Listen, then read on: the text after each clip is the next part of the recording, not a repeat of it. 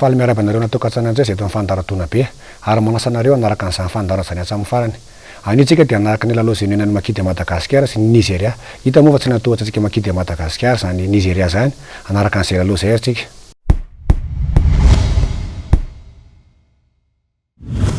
Amin'ny alalan'ny isa mavesatra 13 no nanamotsana ny Makidy Madagasikara ny Black Stallion avy Nigeria nandritra ny lalao edinany tapakila andrombahana ny tompon-dakany Afrika 24 tetsy amin'ny kianjaben'ny Mamasina ny alahady teo.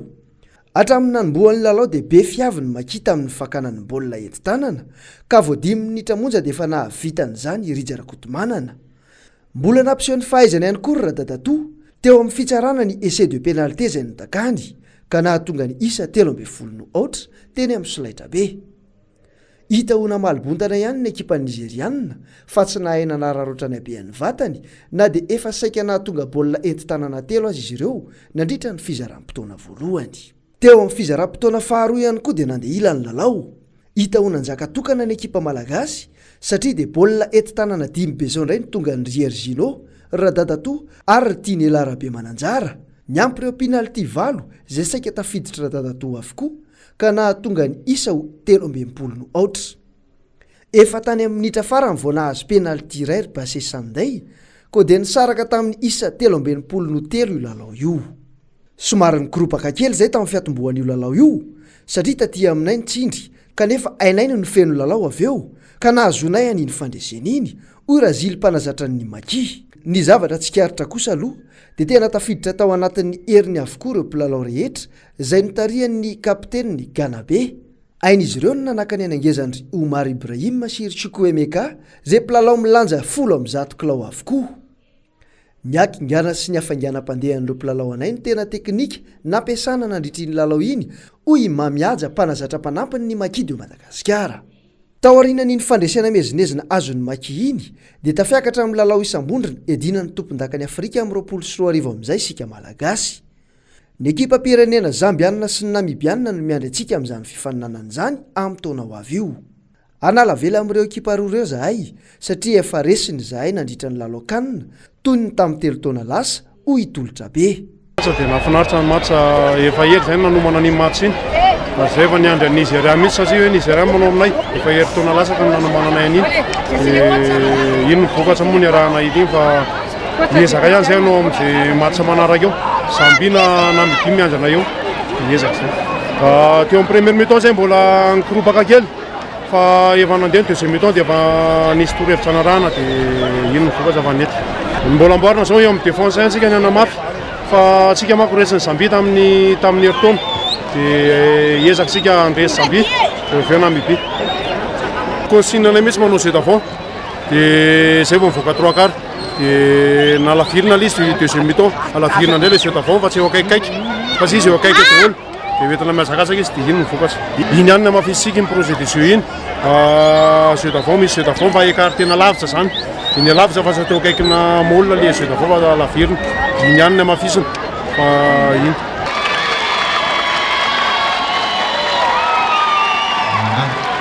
Miditra ny kianja ny ekipa Rotota. Raiso amin'ny kafaliny izy fa tonga.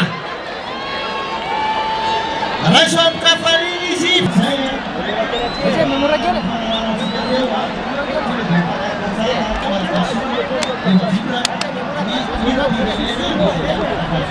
Aje memura kella.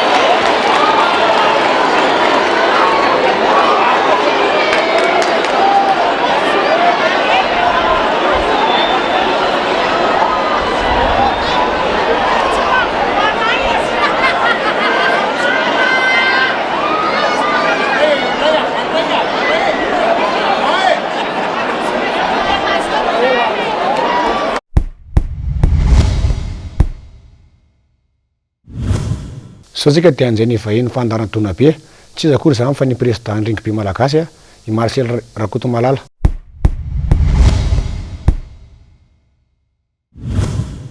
Tena nafinaritra zany ny lalao nasiondreo ankizitsika ireo. Marina fa hoe be ny fanakianana hoe ireo ankizy kely balitika kely eo ve no atao iona amin'ireo Nigeria kanefa dia nampisehoan'ireo makidy Madagasikara zany fa tena manana ny mety miady mihitsy zareo eo amin'ny tsy resaka alehibiazana fotsiny ihany fa ny kapasité fizika mihitsy tanjaka zany ary nahita tsara tsika fa nanomele ary voatositsika ry zareo tsy navita kokoty mihitsy zareo tsy navita n'ilay jeu le manosika eo potony any iny dia tonga dia mele tsy navita an'izany zareo fa tena miady mafy boakely ary mbola nampisehoany boakely koa ny akingany sy ny faiza hoe mery mandeha izy sy ny akingany eo amin'ny resaka passion amin'ny trois quart ary dia tena afapo mihitsy ary mino somana tena fa ahita vokatra tsara tsika amin'ny Namibia.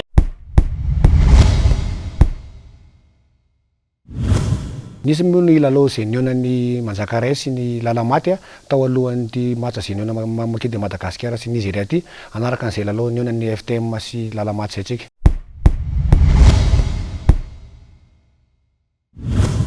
Nialo io lalao io dia nisy ihany koa ny lalao rugby teo amin'ny Skajy vehivavy ka nahitana ny fandresen'ny ekipan'ny Dakar FTM avy any Manjakaray ny ekipan'ny Lalamaty tamin'ny isa 1-20 no 7-20.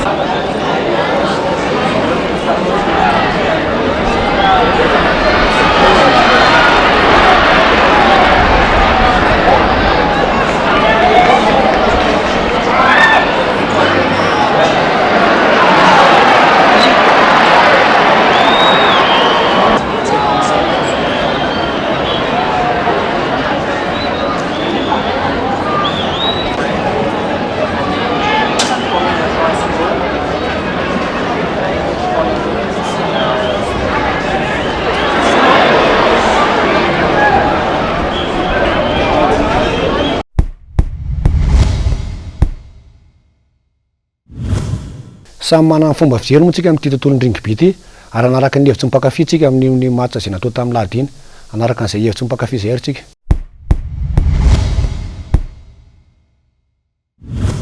Nata nataon'ilay makidy Madagasikara nahavelom-bolo amin'ity rugby raha Madagasikara ny atsarana angamba dia fanomana tena ny équipe nationale tsy le atao vonjy-maika fa hoe misy regroupement matetika dia misy cohésion le joueur ka hatramin'izay zany ohatran'ny tsy dia lara-pahamehana ohatran'ny sport zany ny fanomana tena ny mpanao fanatanjahantena dia nefa zava-dehibe zay fanomana zay dia tokony misy regroupement matetika ao anatin'ny équipe nationale. Mahafapo anao na le sport ary dia natanatana sitrapoko dia tsy misy mihitsy na intelo nomena azy iny afata dia vahoatra mihitsy. Misy ny relève ka fa misy ny relève raha ny fijeriko azy fa mirary soa ny rahalahy anoy an'ilay izy. Andalao androany nafinaritra ny première mi-temps somary nandeha dia nijanona kely fa ny deuxième mi-temps angamba tena nirona hatramin'ny farany mihitsy samy mandeha na ny havana ny trois quart. Hitako hoe nandeha tsara androany fa ny amin'ny manaraka angamba mila mitandritandrina kokoa satria raha Zambie sy Namibia zany mafimafy mila manamboaboatra tsara mihitsy zany na miantso expat ara raha ny tokony atao.